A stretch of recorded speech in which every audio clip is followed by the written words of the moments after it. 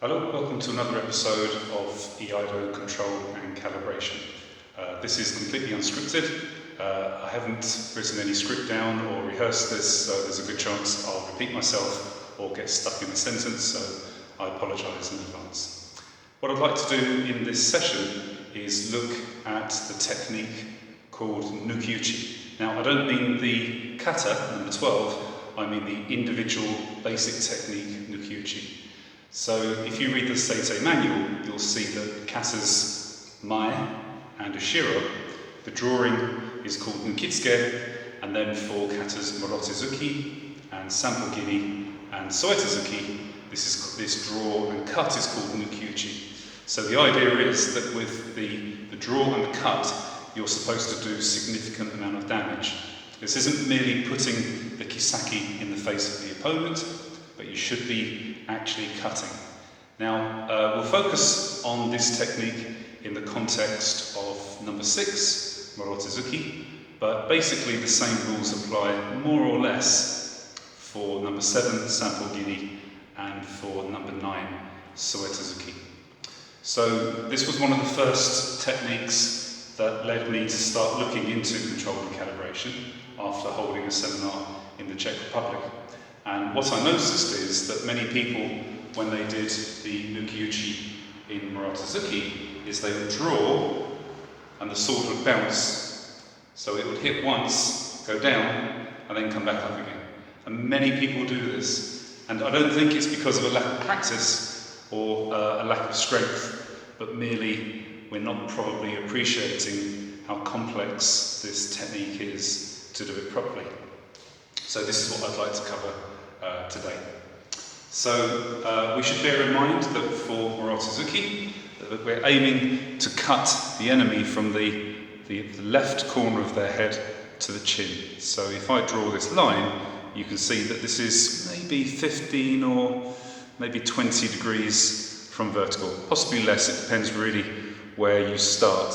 But for example, if I start here and then come down, you can see that this is probably about 15 degrees. Okay? So I think the main problem with how this bounces is to do with the alignment of the hasuji and the misalignment of the grip, of course. Now, why is it important that it doesn't bounce? Well, if we're not able to maintain a firm and secure grip, then this probably means that this sword itself is only just using your hand as a kind of pivot, that you're not actually using your grip to do the cut. So if you're not able to stop the sword firmly at the end with some security, then it's likely that all your arm is doing is stopping the sword, not actually making the cut using tenuchi. Now there are maybe 2 or 3 contributing factors to why this happens. The first one is that quite often, if you watch people very carefully or you video them, then you'll see that when they do this Nukiuchi, that the sword is almost cutting vertically. Okay? So it's not even actually achieving the kind of main technical point of cutting from the side to here. So this needs to be at least this kind of angle. So if I draw this, if I hold the sword so you can see, in relation to my head and the correct cutting angle, this must mean that the sword must be cutting from over here and down, with the right hand finishing basically slightly outside of the body line for most people.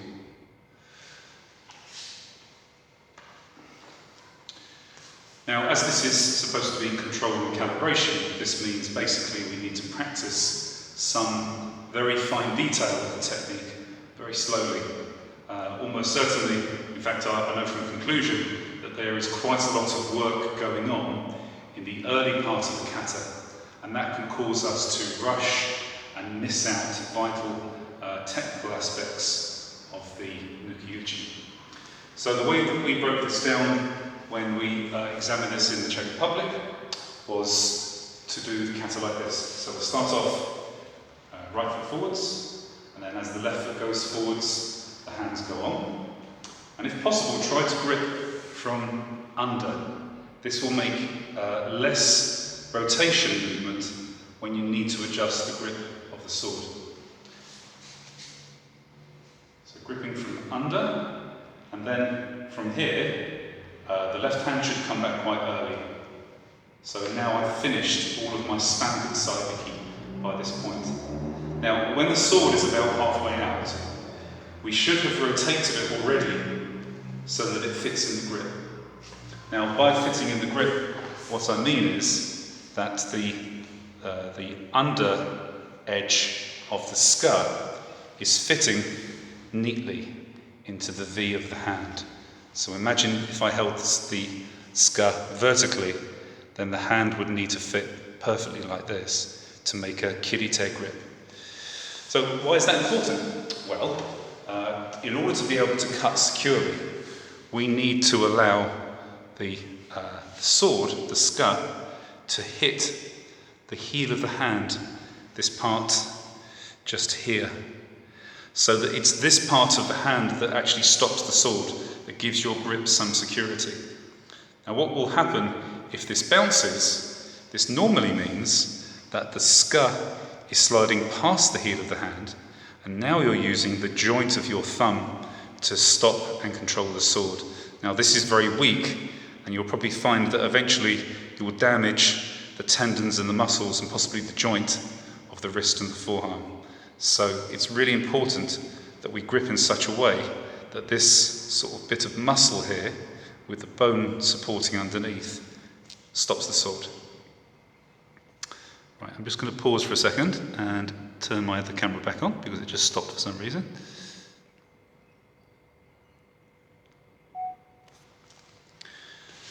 So this is important, that we align the sword so that the mune is aligned with the V of our hand, which means if I extend the mune up, it should also bisect some part of the forearm. I don't need to get the forearm perfectly aligned behind the mune, but it shouldn't be aligned, for example, like this, where if I take the extension line of the mune, it only passes through the thumb and then there's no forearm that it touches. There should be some cutting through the forearm. So how do we get into that position then? So going back to that exercise, it's important here, when I finished my saibiki and the sword is now in this position, that I've already rotated it enough that it fits inside the grip. So what we did is we just practiced that element. 1, 2, and as the weight goes on the left foot, draw and stop when the arm is correctly aligned and the wrist is correctly aligned and the mune is aligned with the V of your grip. Now from here, what should happen is we should be able to draw the sword, extend the sword out and make the Nukiuchi without anything else changing. The grip is perfect. I've got a good 90-degree angle between the ska and my forearm, so that I can actually use some teruuchi to do this Nukiuchi. So from here, extend and cut. Okay? But really important to develop that first stage of gripping and rotating with the left hand so the sword fits in the grip. Okay, looking from the front, you can see that my forearm is slightly under. I'm not doing this. But more importantly, I've got the correct grip on the ska, and the ska is rotated to this angle. Maybe here, but at some angle to at least make it look like you're coming in from the side and hitting the chin. Now, I'm not saying it's not important to aim for here, but this is a minor adjustment really in comparison with having some security with the grip. So the next problem is one of elevation. Now, I've said on a previous CNC video that for Zenken Reni Aido, the length of the sword should be such that if you draw with the sword flat and like doing a new kid scare, you should need some saibiki in order to get the sword out. If you can draw the sword without using any saibiki, then basically your sword is probably a little bit too short for you. Which, if you've got very weak arms or weak joints, then maybe you should be using a short sword. But if you're building yourself up and you want to challenge yourself a bit more, then your sword should be not too short and not too long. Right, so now thinking about the elevation of the sword. Now there are a variety of opinions about this. My own teacher, Ishido Sensei, says that the sword should go approximately, the right hand should go to approximately this point of the head, so that the sword can go over, and then as it comes down, the right hand comes down at the same time. So that the whole arm and the whole body is being used to cut. I do know of some Zenken-ren 8th Dan senseis who bring it only to about here, and then this is a little bit more like this. Now, I'm not going to argue which of these is correct. It really depends if you're taking an examination and who's on the grading panel, as far as I'm concerned. But I think there is something quite important, fundamentally, physically important, that if you draw the sword too low, then even if you start off with a good grip here, as you start to extend, the tsuba starts to impact the hand, and this starts to open the grip, until eventually, when you finally get sayabinare, basically your right hand is no longer gripping the sword, and you now have to readjust your grip during the movement, which means that the initial sayabinare doesn't really have any power behind it, because you've only got a few fingers trying to squeeze it. So it's only towards the end of the cut that all of your fingers are being used. But I think this is not correct. I think it's important that whether you're doing a kid scare or Nukiuchi, that all of your fingers are able to be used. It doesn't mean they all grip at the same time, but all 4 fingers should be on the skirt when you do kid scare and when you do Nukiuchi. So even if this means that the small finger can only just balance on the top edge, this is fine. If this happens though, where one of the fingers, or maybe 2 of the fingers, aren't actually being used, this is bad, because really the tenuichi should begin with the small fingers anyway. So if the little finger is off and you start it with the index finger or the ring finger, then this isn't really using correct tenuichi. So this means that you have to find the right elevation if you are going to be trying to keep the initial draw a little lower. I think you'll find that it's a lot easier if your sword is of the correct length to draw up, and then you'll find that the tsuba never impacts the hand. I can feel it touching my hand now, but it's not breaking my grip. And then from here, it's far easier to maintain your grip on the sword and make an effective Nukiuchi. So let's go through this routine again. Right foot, left foot goes forwards, hands go on, grip from under, draw about half the sword and stop. Make sure your left hand has rotated the scut into your grip properly.